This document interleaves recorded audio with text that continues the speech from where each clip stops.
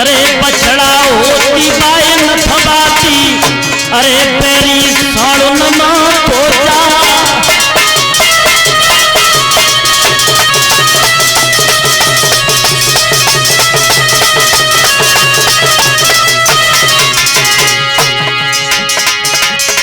अब तो रोई रोई रानी के कोठ पे पत्थरा पड़िया।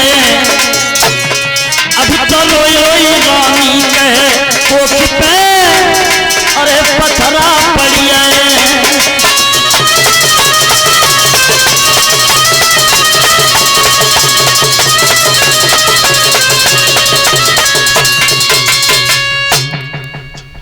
मैया सुनीति रो रही है, लेकिन सुरची कहने लगी महाराज देख लिया, अरे ये बूढ़ी बिल्ली भक्तिन बनकर के चिड़िया घर में रहना चाहती है, ये बांझ है। भक्तों या तो मुझे इससे अलग कर दो, लेकिन भक्तों इस मैया सुनीति की ले जाकर के जंगल में एक झोंपड़ी डाल दी, राजसी वस्त्रों को उतरवा दिया,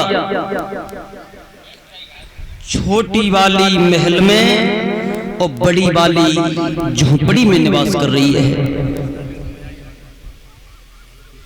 लेकिन भक्तों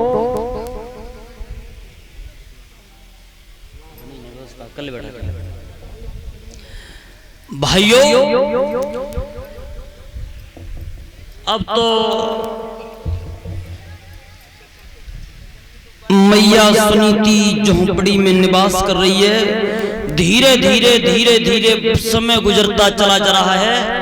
मैया सुनीति को काफी दिन हो गए पति का दर्शन नहीं होता, तो मैया सुनीति कान लगी सोचने लगी कि पति का दर्शन होता नहीं है और मेरी सौत मुझे नाना भांति से दुख देती है, तो ऐसे जीवन से तो जीना व्यर्थ है, मर जाना अच्छा है। तो आज मैया सुनीति जंगल में आधी रात्रि का समय है, मरने के लिए चली है। और जब मरने के लिए चली भक्तों पति की याद आ रही है। अरे मोई याद पिया तेरी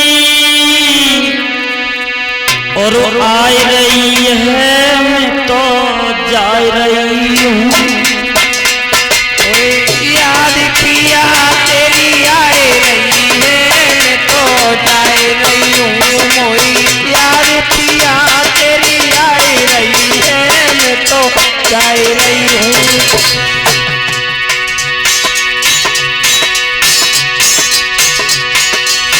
दूसरो जन्म पिया में धरूंगी, दूसरो जन्म पिया जब धरूंगी, दुख सुख की सब तुमसे कहूंगी, दुख सुख की मैं तुमसे कहूंगी।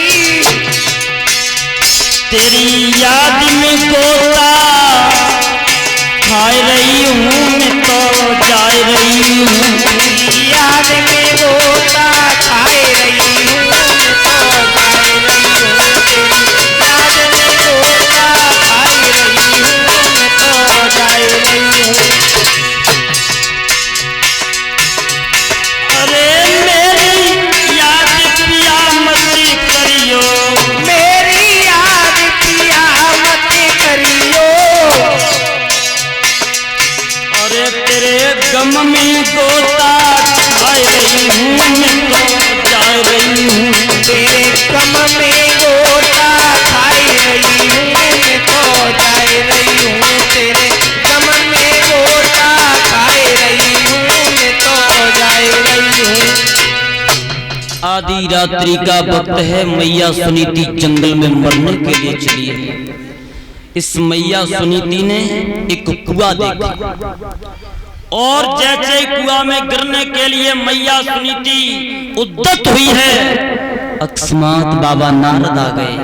अरे जाको राखे साइया और मार सके नहीं कोई, जिसका परमात्मा रक्षक है उसे दुनिया में मारने वाला कोई नहीं है।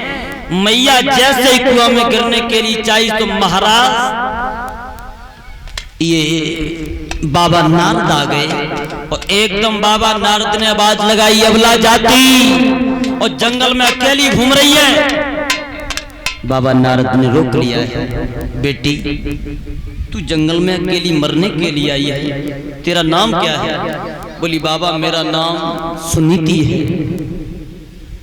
मेरे पति का नाम उत्तानपाद है, मेरे ससुर का नाम मनु महाराज है, मेरे घर में बच्चा पैदा नहीं हुआ इसलिए मैं मरने के लिए आई हूं। और रो करके मैया बोली महाराज अब मैं क्या करूं? तो बाबा नारद कहने लगे सुनीति, अरे नारद ऋषि ने कही और रोई रही क्यों बेटिया जा वन में, आज कौन सी विपदा लगी तुम्हारे चिंता निज मन में। अरे रोई गई पतिव्रता रानी, मेरे नाई भई संतान के बाबा, सूनी रह गई रजधानी। आज पशु कछु मेरो चलतो, मेरी मैया होती देती, मारे दुख मोई देखन न पड़तो। अरे रोई रही बछड़ा बिन गैया, अरे सुनो विशेष एक भजन बिनाए, डमाडोल नैया। आज मैया ने कह दिया घर में बच्चा पैदा नहीं हुआ, जवाब दिया बेटी अरे तेरी हस्तरेखा बता रही है तेरे बच्चा होगा, तेरे बच्चा होगा, और तेरे बच्चा ऐसा होगा जो तेरा नाम दुनिया में रोशन करेगा। सोई मैया कान लगी बाबा आज मैं जान गई कि संत बहुत झूठ बोलते हैं। 6-6 महीना है जाते हैं पति के दर्शन नहीं होते, बच्चा कहां से पैदा हो जाएगा? तुम कह रहे हो घर में बच्चा हो जाएगा। तो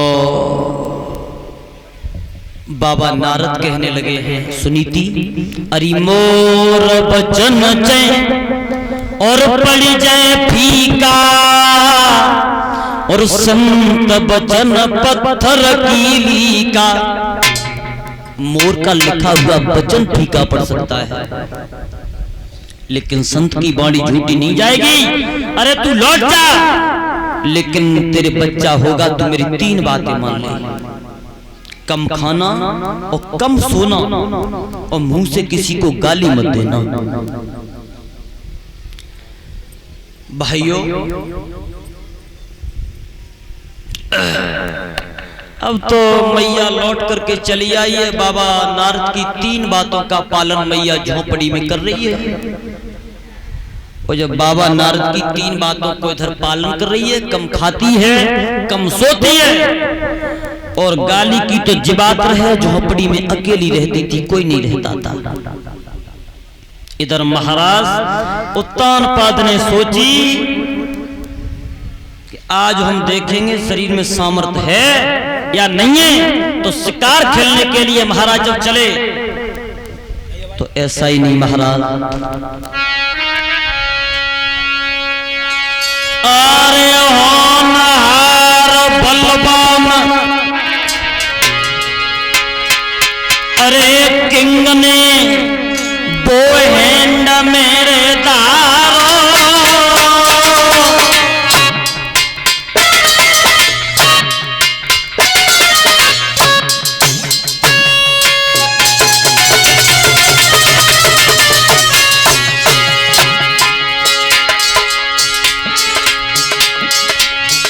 अरे किंग ने बो हैंड में धारो,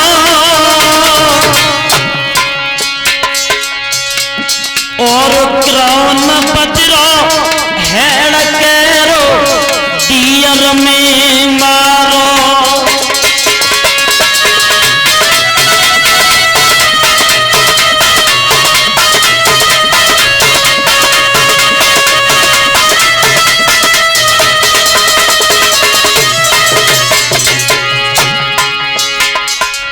किंग ने वो हैंड में धारो, किंग कहते हैं राजा को, वो कहते हैं धनुष से, हैंड में धारो, हैंड कहते हैं हाथ से।